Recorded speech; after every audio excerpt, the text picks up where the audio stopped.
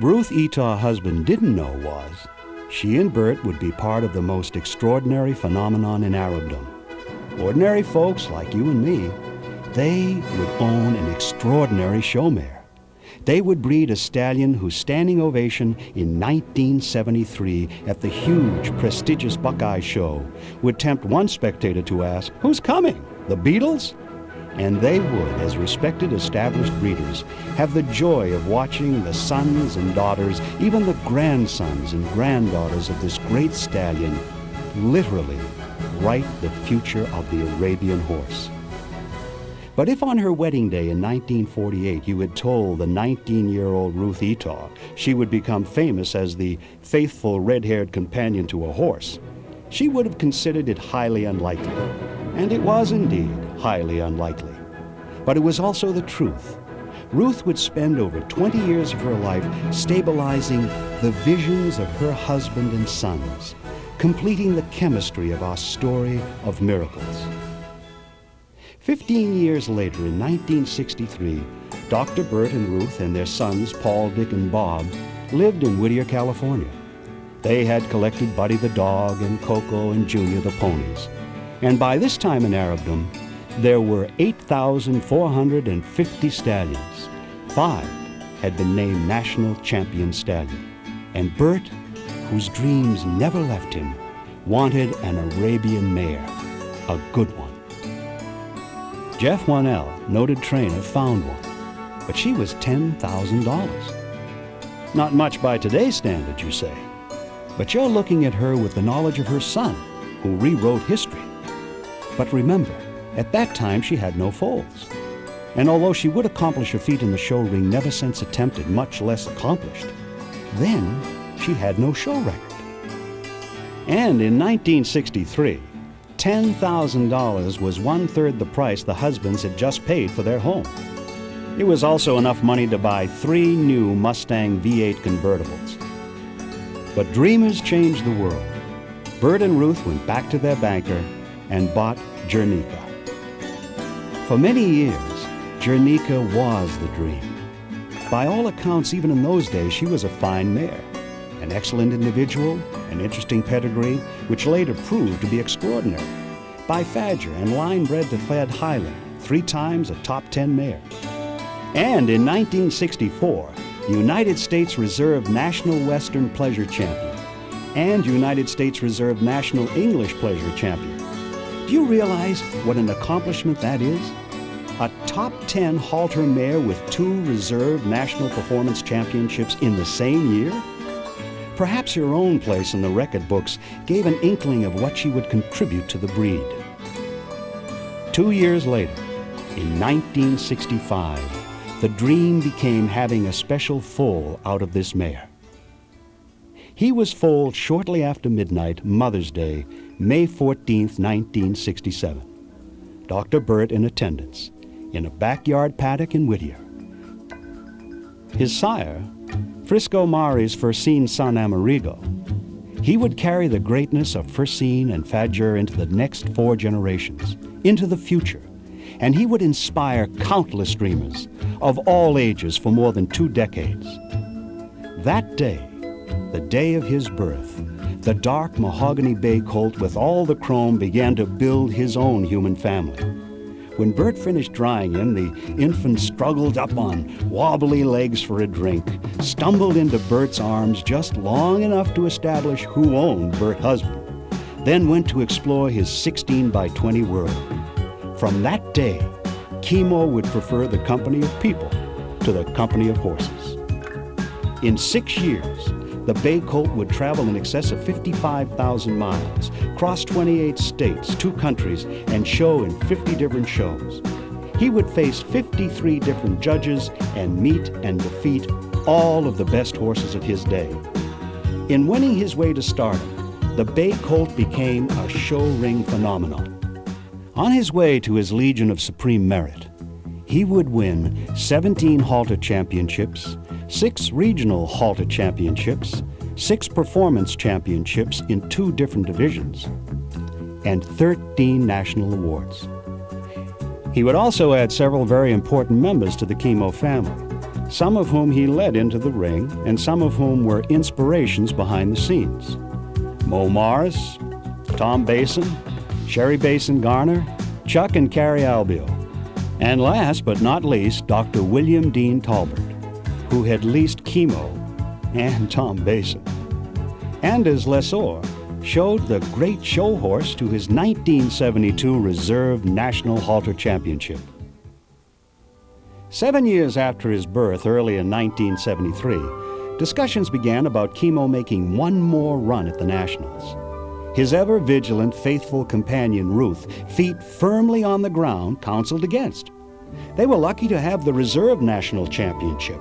How could they win? They were unknown, small breeders. Their handler was an unknown. Sure, Khemo was popular, but that was at local shows. This was the Nationals. Bert, ever the visionary, wanted to go back to Oklahoma City with his special bay colt. 8:30 p.m., Saturday evening, August 16, 1973, Oklahoma City. By unanimous decision, the 6-year-old Mahogany Bay Stallion was named United States National Champion Stallion. And he was not imported, not straight or pure anything, just one of the most likable, popular, and inspirational stallions in the land. On that fateful evening in October, the bay colt from Whittier had gone from backyard to United States National Champion in 7 years. And the small, knowledgeable breeders were reaffirmed in the eyes of the nation's breeders. Their dreams had come true. But dreamers dream on. They are never finished.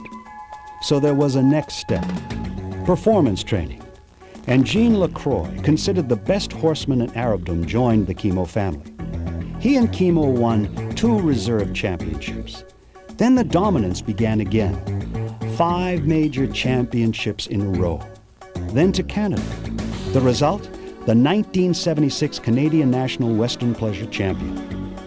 To honor the husband's native country, another risky decision. Khemo would go back in a national halter class one more time. To a standing, screaming ovation, Khemo, leading Tom Basin, was named 1976 Canadian National Champion Stallion.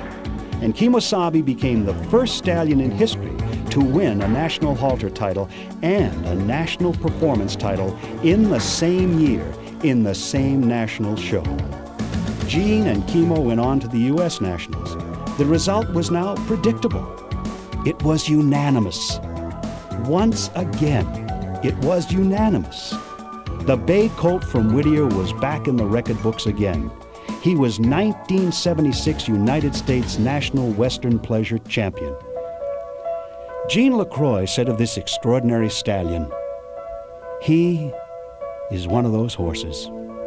If you could call anything close to perfect, Khemosabi would have to be close to the perfect specimen of the Arabian horse." With the 3 national titles in 1976, Khemo and 2 other horses in history, out of 435,130, have been able to earn national halter titles in the U.S. and Canada and national performance titles in each country. Only 3 out of all of them.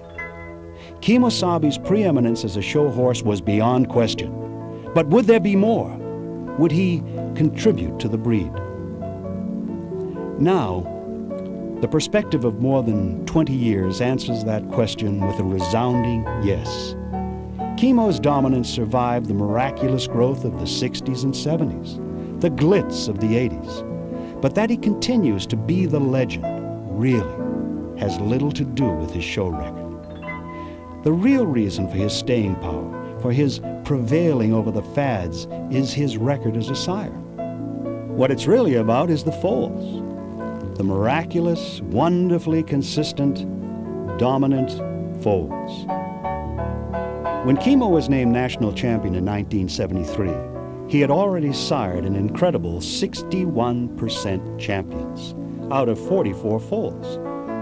Without the allure of being imported or line bred, at a time when the husbands had only 2 mares, Khemo demonstrated his prepotency with a wide variety of mares. As early as his 4-year-old year, it was clear the young Khemosabi was a sire to be reckoned with. 12 years after his national championship, by 1985, the number of Khemo's champions had catapulted to 154, with 886 championships and 26 national wins. By 1987, 176 champions had earned 1,074 championships and 30 national wins. Early in the 1990s, with the celebrated stallion nearing his 25th birthday, the numbers continue to climb. Over 225 champions had earned in excess of 1,500 championships. If 225 sounds vague, consider with us, with over 123,256 Arabian stallions in America, only 10 have produced 100 champions or more. The wonder of Khemo is only partly that he sires so well himself. It is also the ability of his sons and daughters to reproduce the Khemo characteristics of extreme type, balance, refinement, correctness, and prettiness. Even in the early days, the most knowledgeable and most observant breeders suspected he and his get and his grand-get would dominate the show ring for decades. Remember, he carries the extraordinary blood of First-Seen and Fadjur, dominant show horses and leading sires for decades. Add to that his great mother, the mare who could and did win top 10 halter honors and then 2 United States Reserve National Performance Championships in the same show in the same year. By 1989, 24 of Khemo's sons had each sired more than 30 foals, while 6 had sired 14 national winners. 3 sons excelled: Qayyum with 226 foals, Rokeem 117, and Karib 113. And by 1989, 14 of his daughters had produced 16 national winners. The leading daughters in production of national winners were Mosca and Rosaba, with 2 each. His daughter Baysaba was his top producing daughter. Of her 13 foals, 6 are champions, 1 at the national level. Khemo's contribution to the breed, to the future, to our dreams, is only now being fully understood. In our rush to tell you about the quarter century of new records, we've neglected some people, some very important people chosen by Khemo for his family. In the spring of 1969, Shelia Varian asked to breed 4 mares to the unproven 2-year-old, 3 Bay Abi daughters and 1 Polish mare. The results were astonishing. Qayyum, Canadian Reserve National Champion stallion; Baysaba, a champion and Khemo's top producing daughter; Mosca, dam of national winner Blossom Bay and one of Khemo's top producing mares; and Kima, dam of Canadian National Park champion first class. One other foal in that 1970 foal crop deserves mentioning: Canadian National Champion Kari, out of Husband's mare Carinosa. In case you're counting, that's 2 national champions, 4 champions, and 1 producer of champions in the first foal crop of an unproved 2-year-old stallion. There was a mare in Khemo's second foal crop important to the Khemosabi Varian connection, a champion. Khemadera was bred by Khemo's special friend Tom Basin. She produced for Varian Arabians by Huckleberry Bay, Keepsake V, Scottsdale champion mare and Canadian national champion mare. A mare very much in the Khemosabi image, 13 years after that second foal crop. A decade and a half later, the unique Khemosabi look continues to dominate the show ring and make a modern contribution to one of the most lasting Arabian breeding programs in the world. In any recollection of important Khemosabi family members, Bill and Susan Pereira hold a very special place. Khemosabi stood at Pereira Arabians in Santa Ynez, California from 1977 to 1981. And in a company of dreamers, Bill and Susan stand out. They dreamed dreams for Khemo Ruth and Bert hadn't dared. It was at Pereira that Khemo first covered 100 mares in 1 year, first covered national champion mares, and first watched his get win all the major halter championships at several shows in a row. We've talked of individual members of the Khemosabi family, but the people who would protect and promote this all-American treasure for the balance of his life are a group. His owners, the Khemosabi Syndicate. Formed in 1981, Khemo now belonged to the people who loved him best. As you would expect of anything associated with him, the Khemosabi Syndicate remains one of the strongest today.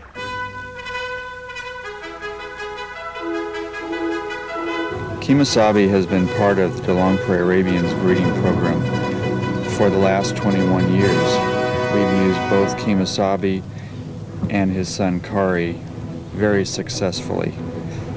Khemosabi has stood at DeLong Prairie Arabians for the last 2 years, and we look forward to standing him again in 1993. He is now, the way he has always been, first and foremost, a show horse. Whether it be showing him to a prospective breeder or just taking him down to the breeding barn, he has a charisma about him that is next to no one. Khemosabi has more registered purebred Arabian horses than any other Arabian stallion in the breed. Khemosabi also is the leading living sire of champions in the United States today. He is second to no one. What's ahead for the owners of Khemo Kids? Like the visionary young Canadian couple, they need only dream. Make a few sacrifices and wait. They already have horses with the promise of the future who carry within them the genes for the next great classic among classics. Come, dare to dream with us. The Arabian has been established around the world with more than 45 registries. In these magical 20 years, the world's breeders have created many exceptional horses in every corner of the world. Dreams do not come in any particular language. But now, it is time for a new generation of Arabian breeders. Time to apply our American ingenuity to the care and development of the breed we love. Time to breed carefully, to make sure the next great sire of the breed is a typey, athletic animal, with a disposition which will make him welcome in any family, and time to make sure the next great progenitor of the breed is from America, from your backyard. Come, dare to dream with us.